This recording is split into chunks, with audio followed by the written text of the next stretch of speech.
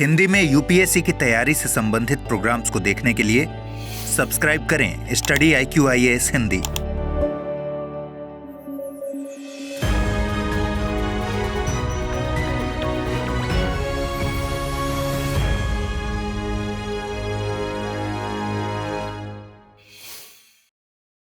Azerbaijan के राष्ट्रपति Ilham Aliyev ने नागोर्नो काराबाख क्षेत्र पर जीत घोषित की है। उनके मुताबिक इस क्षेत्र पर अजरबैजान का पूर्ण नियंत्रण स्थापित हो चुका है। इस क्षेत्र में रह रहे आर्मेनियाई लोगों के अधिकार सुरक्षित रखने की बात भी कही गई है, लेकिन लंबे वक्त तक चले इस संघर्ष ने आर्मेनियाई लोगों के मन में डर बैठा दिया है। इस क्षेत्र में बसे आर्मेनियाई लोगों ने आर्मेनिया की तरफ पलायन करना शुरू कर दिया है। आर्मेनिया सरकार के मुताबिक तकरीबन 1050 लोग आर्मेनिया पहुंच चुके हैं। ये आर्मेनियाई लाचिन कॉरिडोर के जरिए आर्मेनिया रवाना हो रहे हैं। लाचिन कॉरिडोर एक पहाड़ी सड़क है जो नागोर्नो काराबाख को आर्मेनिया से जोड़ती है। इस क्षेत्र में बसे तकरीबन 1,20,000 आर्मेनियाई लोग अजरबैजान के नियंत्रण में नहीं रहना चाहते। उन्हें नृजातीय संहार और उत्पीड़न का डर है। आर्मेनिया के प्रधानमंत्री निकोल पाशिन्यान से इस्तीफे की मांग की गई है। लोगों का मानना है कि वे नागोर्नो काराबाख को बचाने में असफल रहे हैं। गौरतलब है कि अजरबैजान और आर्मेनिया दक्षिणी कॉकेशस क्षेत्र में स्थित हैं, जो कि पूर्वी यूरोप और पश्चिमी एशिया का क्षेत्र है। ये दोनों देश सोवियत संघ का हिस्सा थे। सोवियत संघ के समय ही आर्मेनियाई बहुसंख्यक आबादी वाले नागोर्नो काराबाख क्षेत्र को अजरबैजान का हिस्सा बना दिया गया था। अंतर्राष्ट्रीय स्तर पर नागोर्नो काराबाख पर अजरबैजान को ही मान्यता हासिल है। साल 1988 में इस क्षेत्र में बसे आर्मेनियाई लोगों ने आर्मेनिया शासन की मांग शुरू कर दी। इस क्षेत्र को रिपब्लिक ऑफ आर्ट्सक घोषित किया गया है। इसके बाद से ही इस क्षेत्र में नस्लीय हिंसा का एक दौर शुरू हुआ, जो कि सोवियत संघ के विघटन के बाद अजरबैजान और आर्मेनिया के बीच युद्ध में बदल गया। 1994 में रूस की मध्यस्थता के बाद दोनों देशों के बीच संघर्ष विराम हुआ। हालांकि नागोर्नो काराबाख अजरबैजान का ही हिस्सा बना रहा। साल 2020 में भी दोनों देशों के बीच इस क्षेत्र को लेकर जंग छिड़ी। तब अजरबैजान को तुर्की का समर्थन हासिल था। तब 44 दिन तक चले इस जंग में रूस की मध्यस्थता के बाद पीस डील हुई थी। हालिया जंग के बाद अजरबैजान ने इस क्षेत्र पर पूर्ण नियंत्रण घोषित कर दिया। इस खबर की अहमियत को समझने के लिए साल 2023 में यूपीएससी की प्रारंभिक परीक्षा में पूछे गए एक प्रश्न पर गौर करते हैं। प्रश्न पूछा गया था, निम्नलिखित युग्मों पर विचार कीजिए। प्रायः समाचारों में उल्लिखित होने वाले क्षेत्र समाचारों में होने का कारण दोनों दो तरफ लिखे हुए थे। उत्तरी कीवू और इटूरी, आर्मेनिया और अजरबैजान के बीच युद्ध, नागोर्नो काराबाख, मोजाम्बिक में उपप्लव, खेरसौन और जपोरेजिया, इजराइल और लेबनान के बीच विवाद। उपर्युक्त में से कितने युग्म सही सुमेलित हैं? केवल एक, केवल दो, सभी तीन या फिर कोई भी नहीं? इस प्रश्न का सही जवाब है विकल्प डी। वीरांगना दुर्गावती टाइगर रिजर्व मध्य प्रदेश का 7वां टाइगर रिजर्व बन गया है। गौरतलब है कि राज्य में देश के सबसे ज्यादा टाइगर्स पाए जाते हैं। 2022 के आंकड़ों के मुताबिक ये संख्या 785 है। वीरांगना दुर्गावती टाइगर रिजर्व मध्य प्रदेश के सागर, दमोह और नरसिंहपुर जिलों में फैला हुआ है। इस टाइगर रिजर्व का कोर एरिया 1414 स्क्वायर किलोमीटर और बफर एरिया 925.120 स्क्वायर किलोमीटर है। इस टाइगर रिजर्व को सागर के नौरादेही और दमोह के रानी दुर्गावती अभयारण्य को मिलाकर बनाया गया है। क्षेत्रफल के लिहाज से देखें तो यह मध्य प्रदेश का सबसे बड़ा टाइगर रिजर्व होगा। इसके अलावा मध्य प्रदेश में 6 टाइगर रिजर्व पहले से हैं। इनमें कान्हा, बांधवगढ़, सतपुड़ा, पेंच, पन्ना और संजय डुबरी टाइगर रिजर्व शामिल हैं। केन बेतवा लिंक परियोजना के तहत मध्य प्रदेश को एक नया टाइगर रिजर्व बनाना था। इसी के चलते नया टाइगर रिजर्व गठित किया गया है। नए टाइगर रिजर्व के गठन के साथ ही मध्य प्रदेश देश में सबसे ज्यादा टाइगर रिजर्व वाला राज्य बन गया है। अभी तक मध्य प्रदेश और महाराष्ट्र में 6 टाइगर रिजर्व थे। आगे बढ़े उससे पहले जरूरी सूचना, स्टडी IQ-IAS हिंदी की टीम ने 2024 के लिए P2I यानी प्रीलिम्स टू इंटरव्यू बैच शुरू किया है। नए बैच की शुरुआत 22 सितंबर 2023 से हुई है। बैच हिंदी के अलावा इंग्लिश और इंग्लिश तीनों ही भाषाओं में एक ही समय पर शुरू किया गया है। इस कोर्स में डिस्काउंट हासिल करने के लिए आपको अमृत लाइव कोड का यूज करना होगा। इससे यह कोर्स आपको केवल 29,999 रुपए में हासिल हो सकेगा। कोर्स के संबंध में और अधिक जानकारी के लिए डिस्क्रिप्शन बॉक्स में दिए गए लिंक पर क्लिक कर लीजिए। रक्षा मंत्री राजनाथ सिंह ने गाजियाबाद में हिंडन एयरबेस पर भारत ड्रोन शक्ति का शुभारंभ किया। 2 दिन चलने वाले इस सम्मेलन में 75 से ज्यादा ड्रोन स्टार्टअप और कंपनीज हिस्सा लेंगी। ये सम्मेलन भारत के 2030 तक वैश्विक ड्रोन हब बनने की राह में अहम है। इस मौके पर पहले C-295 ट्रांसपोर्ट एयरक्राफ्ट को भारतीय वायुसेना में आधिकारिक तौर पर शामिल किया गया। C-295 को भारतीय वायुसेना के स्क्वाड्रन 11 में शामिल किया गया है। स्क्वाड्रन 11 भारतीय वायुसेना की सबसे पुराने स्क्वाड्रन में से एक है। ये वर्तमान में वडोदरा एयरफोर्स स्टेशन में बेस्ड है। गौरतलब है कि भारतीय वायुसेना एवरो 748 प्लेन्स को C-295 से रिप्लेस कर रही है। C-295 एक सुपीरियर क्वालिटी का एयरक्राफ्ट कैरियर है। ये उन इलाकों में लॉजिस्टिक्स पहुंचाने में सक्षम है जो वर्तमान में अन्य एयरक्राफ्ट के लिए संभव नहीं है। आपको बता दें कि C-295 को सबसे पहले एक स्पेनिश एयरक्राफ्ट कंपनी ने बनाया था। ये कंपनी बाद में एयरबस का हिस्सा बन गई। अब इसकी मैन्युफैक्चरिंग एयरबस के स्पेन वाले प्लांट में की जाती है। सितंबर 2021 में भारत और एयरबस के बीच 56 C-295 की खरीद का समझौता हुआ था। इनमें से 16 aircraft carrier fly away condition में 2025 तक डिलीवर किए जाएंगे। इनमें से पहला हाल ही में डिलीवर कर दिया गया है। बचे हुए 40 का विनिर्माण टाटा एडवांस सिस्टम्स लिमिटेड के द्वारा किया जाएगा। यह विनिर्माण दोनों कंपनियों के बीच एक इंडस्ट्रियल पार्टनरशिप के तहत होगा। यह ऐसा पहला प्रोजेक्ट होगा जिसमें भारत में किसी मिलिट्री एयरक्राफ्ट का निर्माण निजी कंपनी के द्वारा किया जाएगा। एयरबस एक यूरोपियन मल्टीनेशनल एरोस्पेस कंपनी है। हाल ही में संसदीय समिति ने implementation of the national education policy 2020 in higher education नाम से एक रिपोर्ट संसद में पेश की थी। रिपोर्ट के मुताबिक राष्ट्रीय शिक्षा नीति के प्रावधान MEME यानी multiple entry and multiple exit को भारतीय उच्च शिक्षण संस्थानों में लागू करने में कई तरह की चुनौतियों का सामना करना होगा। समिति ने केंद्र सरकार को इन प्रावधानों पर संबंधित सभी स्टेक होल्डर्स से बातचीत करने की सलाह दी है। रिपोर्ट के मुताबिक MEME एक फ्लेक्सिबल सिस्टम है जिसे पश्चिमी देशों के शिक्षण संस्थानों ने सफलता से लागू भी किया है। फिर भी भारत में इसे लागू करने में चुनौतियां हैं। इनमें एक बड़ी चुनौती है जनसंख्या। देश में हर साल उच्च शिक्षा में बड़ी संख्या में विद्यार्थी प्रवेश लेते हैं। MEME के प्रावधान को लागू करने पर यह अनुमान लगाना मुश्किल होगा कि कितने स्टूडेंट्स एग्जिट लेंगे और कितने बीच सेशन में एंट्री लेंगे। ऐसे में प्यूपिल टीचर रेशियो भी डिस्टर्ब होगा। गौरतलब है कि नई शिक्षा नीति 2020 में विद्यार्थियों को जीवन की आकांक्षाओं को पूरा करने के मकसद से फ्लेक्सिबिलिटी के लिहाज से MEME का प्रावधान करता है। मतलब ये कि कोर्स में एडमिशन लेने के बाद यदि कोई विद्यार्थी कोई और कोर्स या हॉबी ट्राई करना चाहता है तो एनरोल करने के बाद ऐसा किया गया कोर्स वेस्ट नहीं होगा। शिक्षा नीति के मुताबिक विद्यार्थी इसे ग्रेजुएट, मास्टर्स और डॉक्टरल लेवल पर ऑप्ट कर सकते हैं। विद्यार्थियों पर 1 साल की पढ़ाई पूरी करने पर सर्टिफिकेट, 2 साल पर डिप्लोमा और 3 साल पर डिग्री दी जाएगी। इन क्रेडिट को स्टोर करने के मकसद से ABC यानी एकेडमिक बैंक ऑफ क्रेडिट का भी प्रावधान किया गया है। एकेडमिक बैंक ऑफ क्रेडिट से मतलब एक डिजिटल स्टोर हाउस से है जिसमें एकेडमिक्स के मार्क्स और क्रेडिट को स्टोर किया जा सकता है। इसमें विद्यार्थी का अपना डिजिटल अकाउंट होगा। आइए अब जल्दी से देखें बुलेटिन पर आधारित क्या प्रश्न बन सकते हैं। पहला प्रश्न है, निम्नलिखित संरक्षित क्षेत्रों पर विचार कीजिए।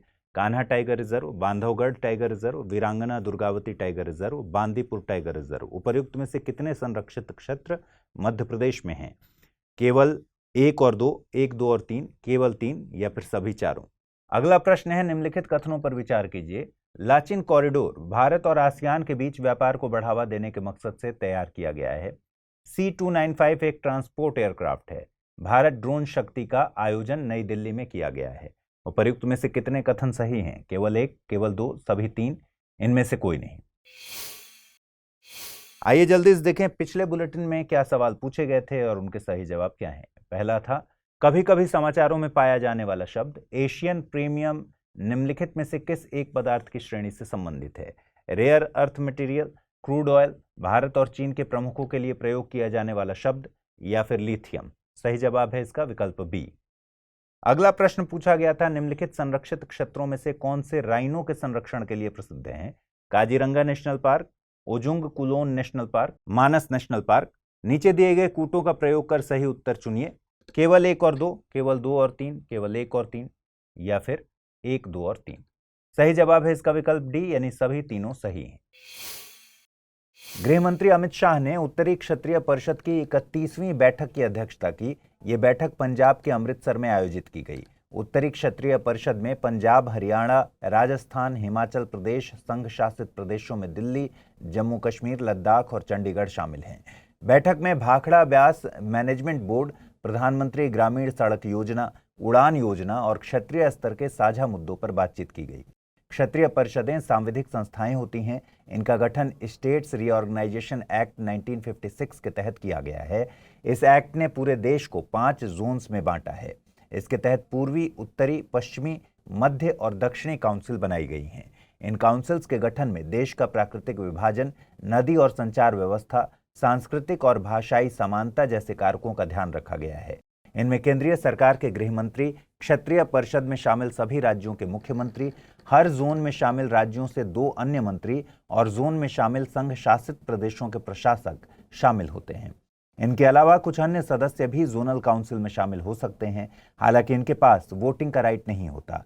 इनमें नीति आयोग द्वारा मनोनीत सदस्य, संबंधित राज्य सरकारों के मुख्य सचिव, संबंधित राज्य सरकारों के डेवलपमेंट कमिश्नर शामिल हैं। क्षत्रिय परिषदों का मकसद राज्यों के बीच सहयोग और कोऑर्डिनेशन को बनाना होता है।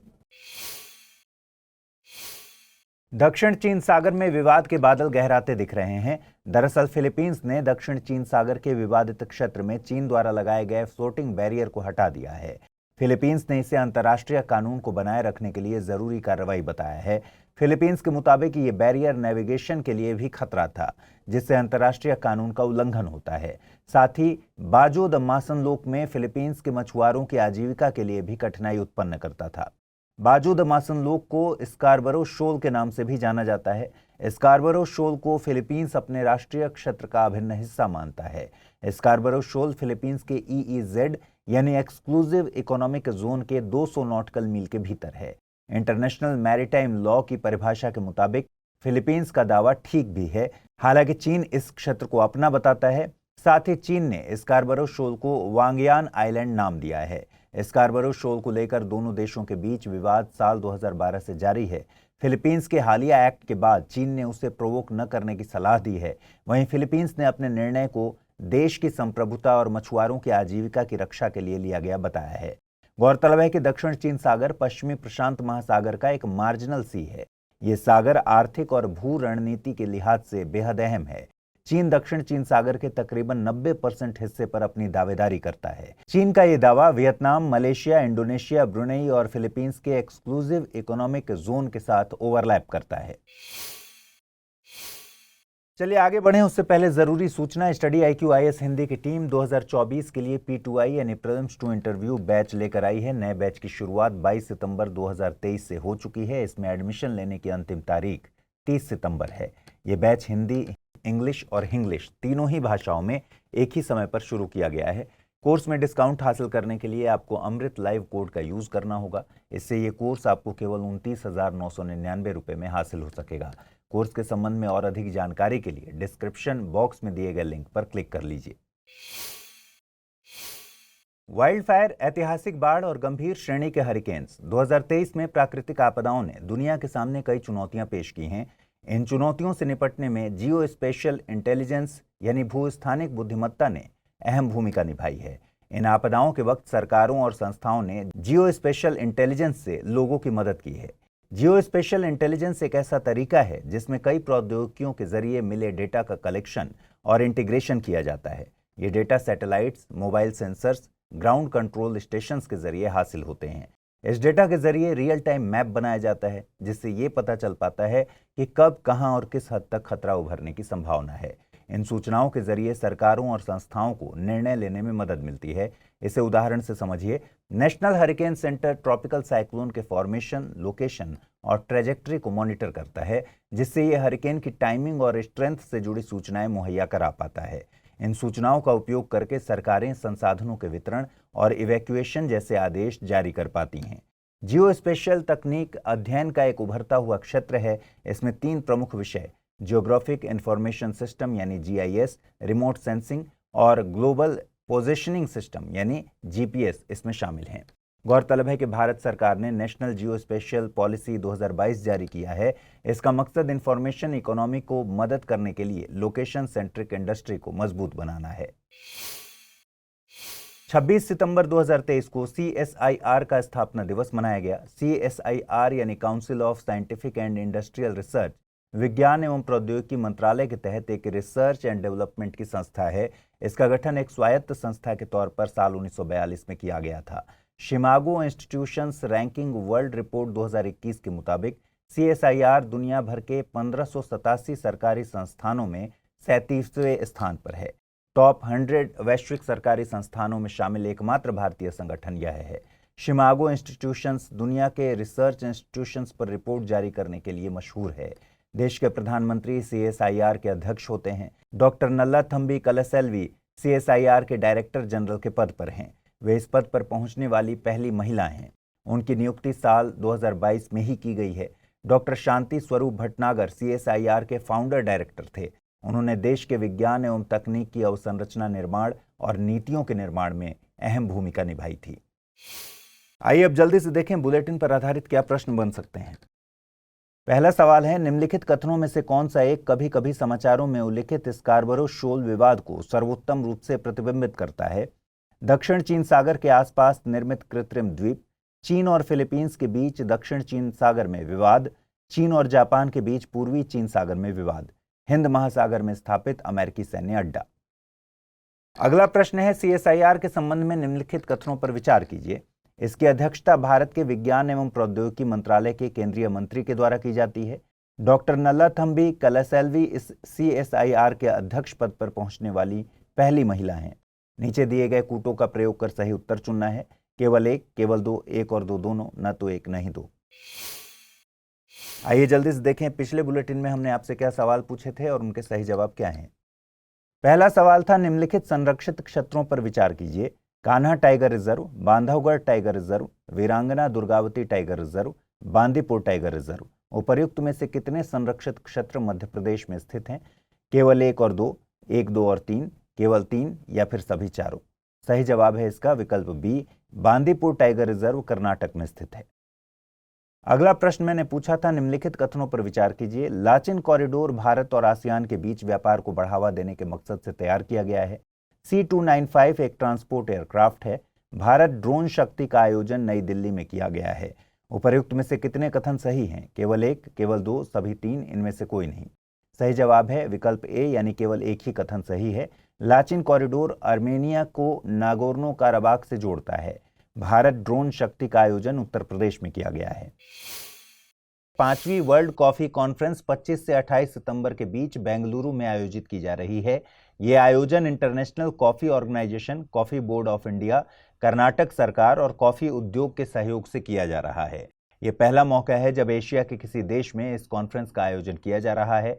इस इवेंट में एक डोम शेप का स्ट्रक्चर तैयार किया गया है, जहां पर कॉफी म्यूजियम और भारत के पश्चिमी घाट में होने वाले कॉफी प्लांटेशन को दिखाया गया है। इंटरनेशनल कॉफी ऑर्गेनाइजेशन कॉफी आयात और निर्यात करने वाले देशों का एक प्रमुख अंतर सरकारी संगठन है। इसके सदस्य देश दुनिया के कॉफी उत्पादन में 98% की और खपत में 67% की हिस्सेदारी रखते हैं। भारत इसके निर्यातक सदस्य देशों में शामिल है। इसका गठन कॉफी के आर्थिक महत्व को समझते हुए UN के तहत किया गया था। इसका मुख्यालय लंदन में है। Coffee Board of India ministry of commerce and industry के तहत एक सांविधिक संस्था है। इसका मुख्यालय बेंगलुरु में स्थित है। भारत में परंपरागत तौर पर कॉफी का उत्पादन पश्चिमी घाट के राज्यों जैसे कर्नाटक, केरल और तमिलनाडु में किया जाता है। हालांकि कुछ वक्त से गैर परंपरागत क्षेत्रों जैसे आंध्र प्रदेश, ओडिशा और उत्तर पूर्व के कुछ राज्यों में भी इसके उत्पादन में तेजी देखने को मिली है। भारत में कॉफी एक निर्यात आधारित उत्पाद है। भारत में उत्पादित होने वाली कॉफी का 65 से 70% तक निर्यात कर दिया जाता है। भारत में अरेबिका और रोबस्टा दो तरह की कॉफी का उत्पादन होता है। कर्नाटक की बाबा बुदानगिरी हिल्स कॉफी उत्पादन के लिए बेहद प्रसिद्ध है। इस खबर की अहमियत को समझने के लिए साल 2022 में UPSC की प्रारंभिक परीक्षा में पूछे गए प्रश्न पर गौर करिए। प्रश्न पूछा गया था, भारत में चाय बोर्ड के संदर्भ में निम्नलिखित कथनों पर विचार करें। चाय बोर्ड एक वैधानिक निकाय है। यह कृषि एवं किसान कल्याण मंत्रालय से जुड़ी एक नियामक संस्था है। टी बोर्ड का मुख्य कार्यालय बेंगलुरु में स्थित है। बोर्ड का दुबई और मॉस्को में विदेशी कार्यालय है।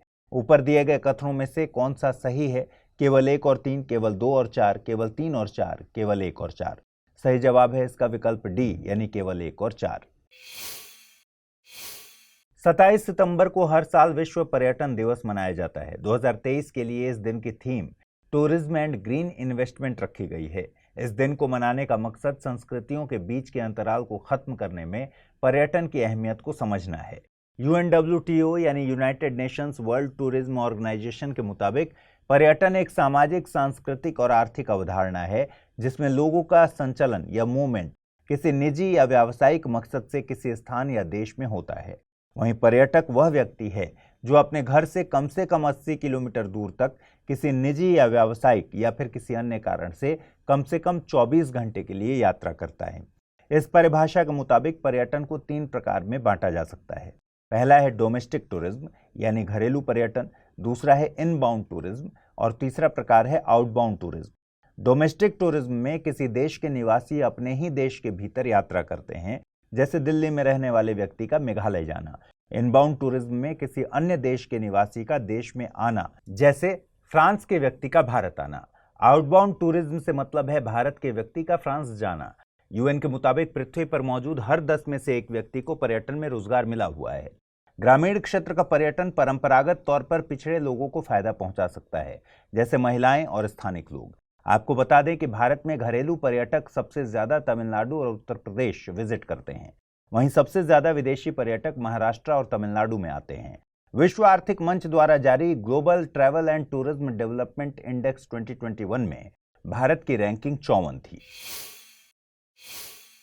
चलिए आगे बढ़ें, उससे पहले जरूरी सूचना। स्टडी IQ IAS हिंदी की टीम 2024 के लिए P2I यानी प्रीलिम्स टू इंटरव्यू बैच लेकर आई है। नए बैच की शुरुआत 22 सितंबर 2023 से हो चुकी है। इसमें एडमिशन लेने की अंतिम तारीख 30 सितंबर है। ये बैच हिंदी, इंग्लिश और हिंग्लिश तीनों ही भाषाओं में एक ही समय पर शुरू किया गया है। कोर्स में डिस्काउंट हासिल करने के लिए आपको अमृत लाइव कोड का यूज करना होगा। इससे ये कोर्स आपको केवल 29,999 रुपये में हासिल हो सकेगा। कोर्स के संबंध में और अधिक जानकारी के लिए डिस्क्रिप्शन बॉक्स में दिए गए लिंक पर क्लिक कर लीजिए। 27 सितंबर को राजा राम मोहन राय की पुण्यतिथि मनाई जाती है। उनकी मृत्यु 27 सितंबर 1833 को इंग्लैंड में हुई थी। उनका जन्म 22 मई 1772 को बंगाल में हुआ था। राजा राम मोहन राय को भारतीय पुनर्जागरण का अग्रदूत माना जाता है। वे अरबी, फारसी, लैटिन, संस्कृत और यूनानी भाषाओं के ज्ञाता थे। उन्हें राजा की उपाधि मुगल सम्राट अकबर द्वितीय के द्वारा दी गई थी। साल 1828 में उन्होंने ब्रह्म समाज की स्थापना की थी। ब्रह्म समाज ने मूर्ति पूजा समेत कर्मकांड का विरोध किया था। एकेश्वरवाद का समर्थन करते हुए ब्रह्म समाज ने धर्मों की आपसी एकता का सिद्धांत दिया। इसके अलावा उन्होंने अपने युवा समर्थकों के सहयोग से आत्मीय सभा की भी स्थापना की थी। उन्होंने सती प्रथा के विरुद्ध आंदोलन किया। उनके प्रयासों के बदौलत 1829 में सती प्रथा निषेध कानून लाया गया। उन्होंने पर्शियन लैंग्वेज में एक जर्नल मिरातुल अखबार और बांग्ला भाषा में संवाद कौमुदी न्यूज़पेपर शुरू किया। उन्होंने अपनी पहली पुस्तक पर्शियन लैंग्वेज में तोहफत उल मुवाहिदीन यानी एकेश्वरवादियों को उपहार लिखी थी। उनके द्वारा लिखी गई अन्य किताबों में the precepts of Jesus, the guide of peace and happiness प्रमुख है। Indian council of medical research ने एक सर्वे किया है। इसके मुताबिक भारतीय WHO द्वारा निर्धारित सीमा से ज्यादा नमक का सेवन करते हैं। भारतीय औसतन प्रतिदिन 8 ग्राम नमक का सेवन करते हैं, जबकि WHO ने प्रतिदिन प्रति व्यक्ति 5 ग्राम नमक की सीमा निर्धारित की है। सर्वे के मुताबिक ये सेवन ग्रामीण क्षेत्र के पुरुषों में और ओवरवेट लोगों में ज्यादा है। यह सर्वे नॉन कम्युनिकेबल डिजीज मॉनिटरिंग सर्वे के तहत किया गया है। सर्वे में शामिल हुए लोगों की नमक के ज्यादा सेवन से होने वाले नुकसान के प्रति जानकारी नहीं थी। आपको बता दें कि लंबे वक्त तक नमक का ज्यादा सेवन करने से high blood pressure, heart disease, stroke और किडनी की बीमारियां हो सकती हैं। सोडियम क्लोराइड को नमक के नाम से जाना जाता है। इसे WHO की एसेंशियल मेडिसिन लिस्ट में शामिल किया गया है। आइए जल्दी से देखें बुलेटिन पर आधारित क्या प्रश्न बन सकते हैं। पहला प्रश्न है, राजा राम मोहन राय को राजा की उपाधि किसके द्वारा दी गई थी? अकबर द्वितीय, बहादुर शाह जफर, सुभाष चंद्र बोस या फिर लॉर्ड कैनिंग। अगला प्रश्न है, कॉफी बोर्ड के संबंध में निम्नलिखित कथनों पर विचार कीजिए। कॉफी बोर्ड एक सांविधिक संस्था है। यह कृषि मंत्रालय के तहत काम करता है। इसका मुख्यालय बेंगलुरु में है। उपर्युक्त में से सही कथन चुनना है। केवल 1 और 2, केवल 2 और 3, केवल 1 और 3 या फिर 1, 2 और 3। आइए देखें पिछले बुलेटिन में मैंने आपसे क्या सवाल पूछे थे और उनके सही जवाब क्या हैं। पहला सवाल था, निम्नलिखित कथनों में से कौन सा एक कभी कभी समाचारों में उल्लिखित स्कारबरो शोल विवाद को सर्वोत्तम रूप से प्रतिबिंबित करता है? दक्षिण चीन सागर के आसपास निर्मित कृत्रिम द्वीप, चीन और फिलीपींस के बीच दक्षिण चीन सागर में विवाद, चीन और जापान के बीच पूर्वी चीन सागर में विवाद, या फिर हिंद महासागर में स्थापित अमेरिकी सैन्य अड्डा? सही जवाब है इसका ऑप्शन बी, चीन और फिलीपींस के बीच दक्षिण चीन सागर में विवाद। अगला प्रश्न मैंने पूछा था, CSIR के संबंध में निम्नलिखित कथनों पर विचार कीजिए। इसकी अध्यक्षता भारत के विज्ञान एवं प्रौद्योगिकी मंत्रालय के केंद्रीय मंत्री के द्वारा की जाती है। डॉक्टर नल्लाथम्बी कलासेल्वी इस CSIR के अध्यक्ष पद पर पहुंचने वाली पहली महिला है। नीचे दिए गए कूटों का प्रयोग कर सही उत्तर चुनिए। केवल एक, केवल दो, एक और दो दोनों, न तो एक और नहीं दो। सही जवाब है विकल्प डी, यानी दोनों ही कथन गलत हैं। इसकी अध्यक्षता भारत के प्रधानमंत्री के द्वारा की जाती है। डॉक्टर नल्लाथम्बी कलासेल्वी इस CSIR के डायरेक्टर जनरल के पद पर पहुंचने वाली पहली महिला है। विपो यानी विश्व बौद्धिक संपदा संगठन ने वैश्विक नवाचार सूचकांक 2023 जारी किया है। वैश्विक नवाचार सूचकांक 2023 में दुनिया के कुल 132 अर्थव्यवस्थाओं के नवाचार प्रदर्शन को मापकर उन्हें रैंकिंग प्रदान की गई है। भारत को 40वीं रैंक हासिल हुई है। गौरतलब है कि साल 2022 में भी भारत को 40वीं रैंक हासिल हुई थी। बीते सालों में नवाचार सूचकांक में भारत ने बेहतर प्रदर्शन किया है। साल 2015 में भारत को 81 रैंकिंग हासिल हुई थी। 8 सालों में भारत ने 40वीं रैंक तक का सफर तय किया है। भारत ने निम्न मध्यम आय वाले 37 देशों में पहला स्थान हासिल किया है।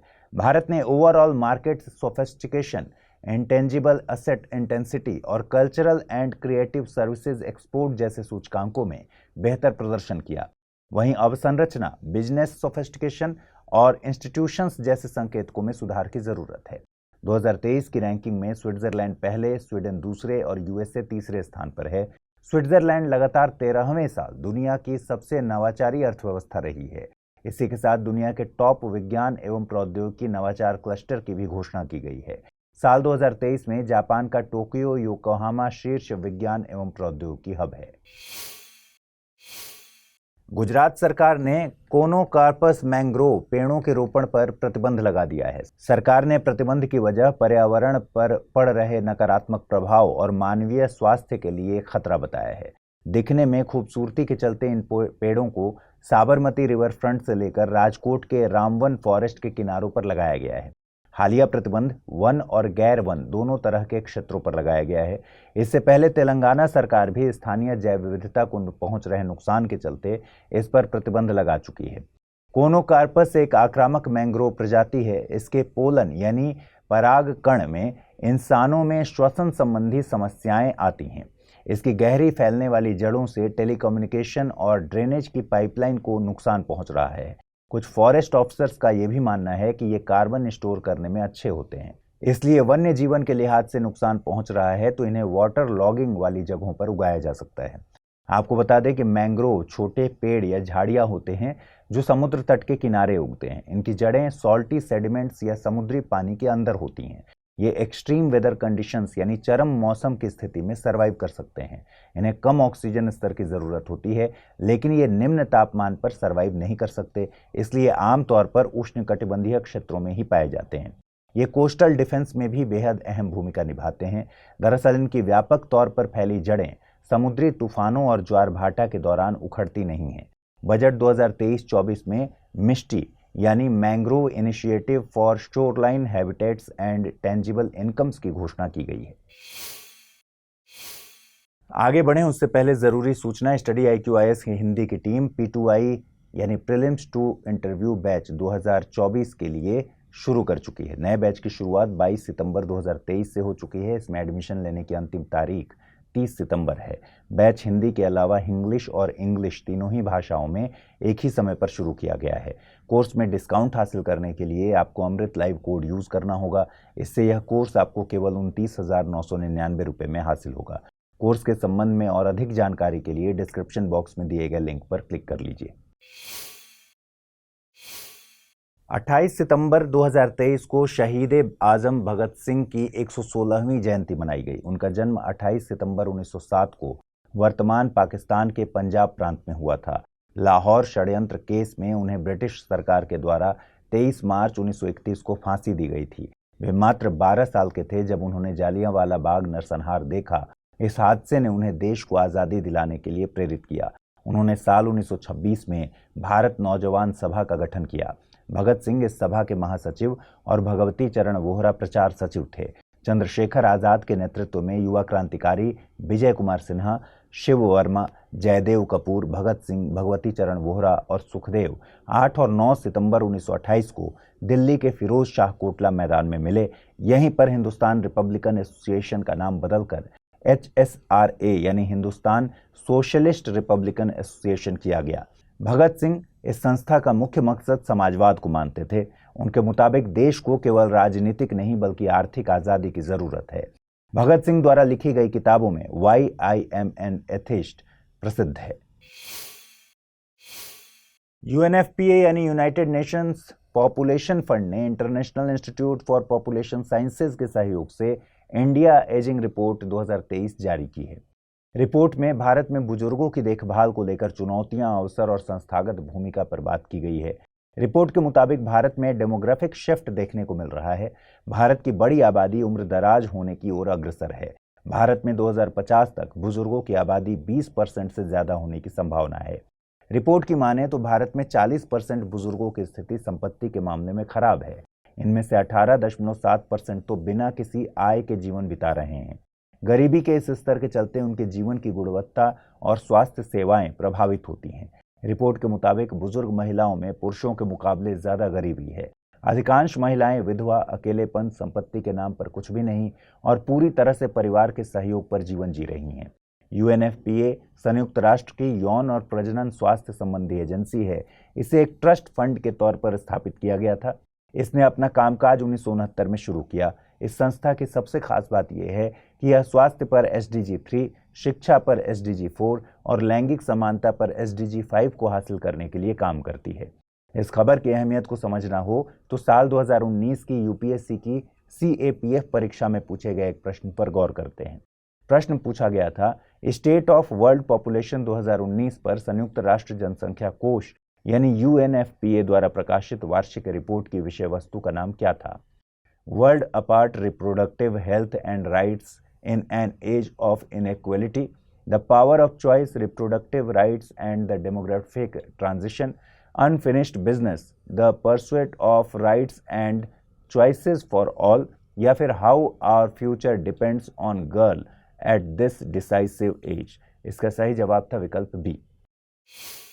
आइए अब जल्दी से देखते हैं आज के बुलेटिन पर आधारित क्या प्रश्न है। पहला प्रश्न है, हाल ही में किस राज्य सरकार ने कोनोकार्पस मैंग्रोव के रोपण पर प्रतिबंध की घोषणा की है? पश्चिम बंगाल, तमिलनाडु, गोवा या फिर गुजरात? दूसरा प्रश्न है, वैश्विक नवाचार सूचकांक के संदर्भ में निम्नलिखित कथनों पर विचार कीजिए। इसे विश्व बौद्धिक संपदा संगठन के द्वारा हर 2 साल पर जारी किया जाता है। भारत को साल 2023 में 40वीं रैंक हासिल हुई है। जापान का टोक्यो योकोहामा शीर्ष विज्ञान एवं प्रौद्योगिकी हब है। उपर्युक्त में से कितने कथन सही हैं? केवल 1, केवल 2, सभी 3 या फिर इनमें से कोई नहीं?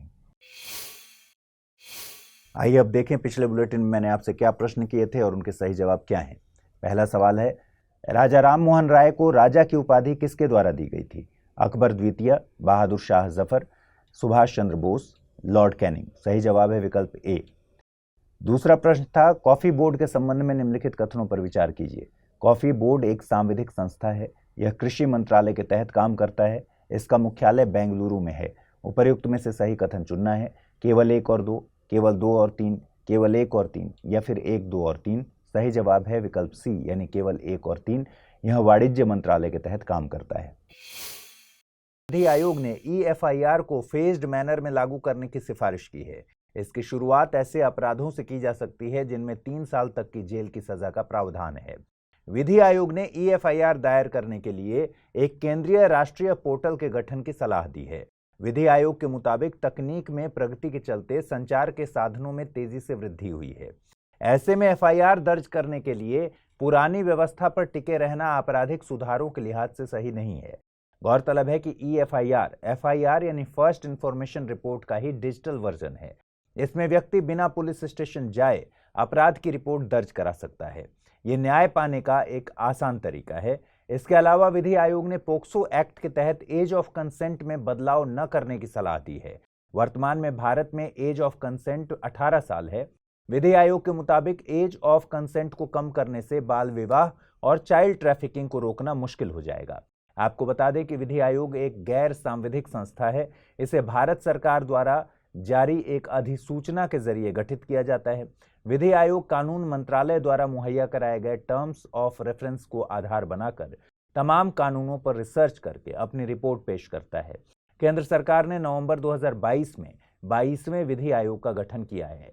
कर्नाटक हाईकोर्ट के रिटायर मुख्य न्यायाधीश ऋतुराज अवस्थी को इसका अध्यक्ष नियुक्त किया गया है। बेंगलुरु की झीलों में बड़े स्तर पर फिश किल के मामले सामने आ रहे हैं। 2022 में फिश किल के तकरीबन 17 मामले और 2023 में 16 मामले दर्ज किए गए। फिश किल का सरल मतलब है बड़ी संख्या में मछलियों की मौत। जब ये फिश किल के मामले बड़े स्तर पर सामने आ रहे हों तो इसका मतलब है कि झीलों के इकोसिस्टम की हालत खराब है। आमतौर पर फिश किल की घटना तब सामने आती है जब जल में घुली हुई ऑक्सीजन यानी डिसॉल्व्ड ऑक्सीजन की मात्रा बहुत कम हो जाती है। इसके चलते मछलियों का दम घुटने लगता है और दम घुटने से उनकी मौत हो जाती है। जल में घुली हुई ऑक्सीजन की मात्रा कम होने का कारण होता है बीओडी यानी बायोकेमिकल ऑक्सीजन डिमांड में वृद्धि। बीओडी ऑक्सीजन की वो मात्रा है जो जल में मौजूद बैक्टीरिया और माइक्रो ऑर्गेनिज्म ऑर्गेनिक मैटर को डिकम्पोज करने के लिए इस्तेमाल करते हैं।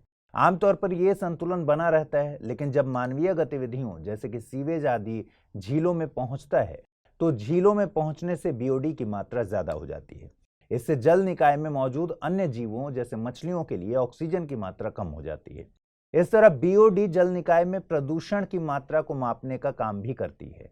इस खबर की अहमियत को समझना हो तो साल 2017 में यूपीएससी की प्रारंभिक परीक्षा में पूछे गए सवाल पर गौर कर लेते हैं। सवाल पूछा गया था, बायोकेमिकल ऑक्सीजन डिमांड यानी बीओडी, इसके लिए एक मानक मानदंड है। रक्त में ऑक्सीजन का स्तर मापना, वन पारिस्थितिकी तंत्र में ऑक्सीजन स्तर का आकलन, जलीय प्रणालियों में प्रदूषण विश्लेषण या फिर ऊंचाई वाले क्षेत्र में ऑक्सीजन के स्तर का आकलन करना। सही जवाब है ऑप्शन सी। खबरों में आगे बढ़ें उससे पहले आप सभी के लिए जरूरी सूचना। Study IQ IAS Hindi team ने 2024 के लिए P2I यानी प्रीलिम्स टू इंटरव्यू बैच और 2025 के लिए लॉन्ग टर्म P2I बैच शुरू किया है। दोनों कोर्स के लिए नए बैच की शुरुआत 22 सितंबर 2023 से हो चुकी है। इन दोनों कोर्स में एडमिशन लेने की अंतिम तारीख 30 सितंबर है। ये बैच हिंदी, इंग्लिश और इंग्लिश तीनों भाषाओं में एक ही समय पर शुरू किए गए हैं। अभी इन कोर्स में एडमिशन लेने का बहुत अच्छा मौका है।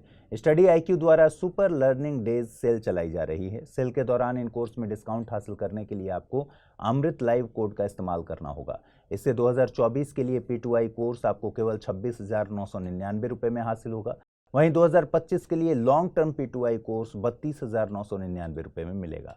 इस संबंध में ज्यादा जानकारी के लिए डिस्क्रिप्शन बॉक्स में दिए गए लिंक पर क्लिक कर लीजिए।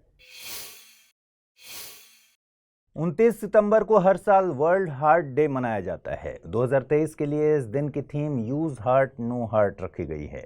इस दिन को मनाने की शुरुआत एक NGO वर्ल्ड हार्ट फाउंडेशन के द्वारा की गई थी। इस दिन को मनाने का मकसद लोगों को कार्डियोवैस्कुलर डिजीज के बचाव के बारे में जानकारी मुहैया कराना है। यह दिन तंबाकू सेवन के नुकसान, अनहेल्दी डाइट और फिजिकली इनएक्टिव रहने के नुकसानों के बारे में भी बताता है। ये सभी हार्ट डिजीज से होने वाली 80% प्री मैच्योर डेथ्स के लिए जिम्मेदार हैं। आपको बता दें कि मानव शरीर में हृदय परिसंचरण तंत्र का भाग होता है। यह दोनों फेफड़ों के बीच में स्थित होता है। यह थोड़ा सा लेफ्ट की ओर झुका होता है। हृदय बंद मुट्ठी के आकार का होता है। मानव हृदय में 4 कक्ष यानी 4 चैम्बर्स होते हैं जो तुलनात्मक रूप से छोटे और ऊपर की तरफ पाए जाते हैं। इन्हें आलिंद या आर्ट्रिया कहते हैं। वहीं 2 कक्ष तुलनात्मक रूप से बड़े होते हैं। इन्हें निलय या फिर वेंट्रिकल कहा जाता है। मानव हृदय शरीर में ब्लड को पंप करता है। इस क्रिया में यह शरीर के बाकी हिस्सों को ब्लड और ऑक्सीजन पहुंचाता है। हृदय 1 मिनट में तकरीबन 72 बार स्पंदन करता है। गृह मंत्री अमित शाह ने दावा किया है कि भारत साल 2027 तक दुनिया की तीसरी सबसे बड़ी अर्थव्यवस्था बन जाएगा। वे PhD chamber of commerce and industry के 118वें सालाना सत्र को संबोधित कर रहे थे। उन्होंने उद्योग क्षेत्र से रिसर्च एंड डेवलपमेंट में ज़्यादा से ज़्यादा निवेश करने का आग्रह किया है। जल्द ही उन्होंने भारत के एक एजुकेशन डेस्टिनेशन के तौर पर उभरने की उम्मीद भी जताई। गौरतलब है कि भारत साल 2014 में दुनिया की 11वीं सबसे बड़ी अर्थव्यवस्था था। जून 2023 के आंकड़ों के मुताबिक भारत की GDP ने $3.75 ट्रिलियन का आंकड़ा छू लिया है। वर्तमान में भारत दुनिया की 5वीं सबसे बड़ी अर्थव्यवस्था है। अभी क्रय शक्ति समता में भारत दुनिया की 3री सबसे बड़ी अर्थव्यवस्था के तौर पर काबिज है। आपको बता दें कि अर्न्स्ट एंड यंग द्वारा जारी एक रिपोर्ट के मुताबिक भारत वित्त वर्ष 2028 में जापान और जर्मनी को पीछे छोड़कर विश्व की 3री सबसे बड़ी अर्थव्यवस्था बन जाएगा। तब भारत की जीडीपी $5.2 ट्रिलियन के आंकड़े को छुएगी। अन्य वित्तीय संस्थाओं जैसे कि IMF और विश्व बैंक ने भी भारत की ग्रोथ रेट से अनुमान लगाया है कि 2030 तक भारत हर हाल में विश्व की 3री सबसे बड़ी अर्थव्यवस्था के तौर पर उभरेगा। इस टारगेट को पूरा करने के लिए भारत को 6.5 से 7% ग्रोथ रेट मेंटेन करना होगा। आइए अब जल्दी से देखें बुलेटिन पर आधारित क्या प्रश्न बन सकते हैं। पहला, रूपपुर न्यूक्लियर पावर प्लांट का संबंध है नेपाल, भारत, बांग्लादेश, भूटान। दूसरा प्रश्न है, निम्नलिखित में कौन सा संबंध सही है? बायोकेमिकल ऑक्सीजन डिमांड में वृद्धि तो डिसॉल्व ऑक्सीजन में कमी होगी। बायोकेमिकल ऑक्सीजन डिमांड में कमी तो डिसॉल्व ऑक्सीजन में भी कमी होगी। बायोकेमिकल ऑक्सीजन डिमांड में वृद्धि तो डिसॉल्व ऑक्सीजन में भी वृद्धि होगी, या फिर उपर्युक्त में से कोई भी सही नहीं है। आइए अब देखें पिछले बुलेटिन पर आधारित मैंने क्या प्रश्न पूछे थे और उनके सही जवाब क्या हैं। पहला प्रश्न था, हाल ही में किस राज्य सरकार ने कोनोकार्पस मैंग्रोव के रोपण पर प्रतिबंध की घोषणा की है? पश्चिम बंगाल, तमिलनाडु, गोवा या फिर गुजरात? सही जवाब है विकल्प डी। दूसरा प्रश्न था, वैश्विक नवाचार सूचकांक के संदर्भ में निम्नलिखित कथनों पर विचार कीजिए। इसे विश्व बौद्धिक संपदा संगठन के द्वारा हर 2 साल पर जारी किया जाता है। भारत को साल 2023 में 40वीं रैंक हासिल हुई है। जापान का टोक्यो योकोहामा शीर्ष विज्ञान एवं प्रौद्योगिकी हब है। उपर्युक्त में से कितने कथन सही हैं? केवल 1, केवल 2, सभी 3 या फिर इनमें से कोई नहीं? सही जवाब है ऑप्शन बी, यानी 2 ही कथन सही हैं। इसे विश्व बौद्धिक संपदा संगठन के द्वारा हर साल जारी किया जाता है।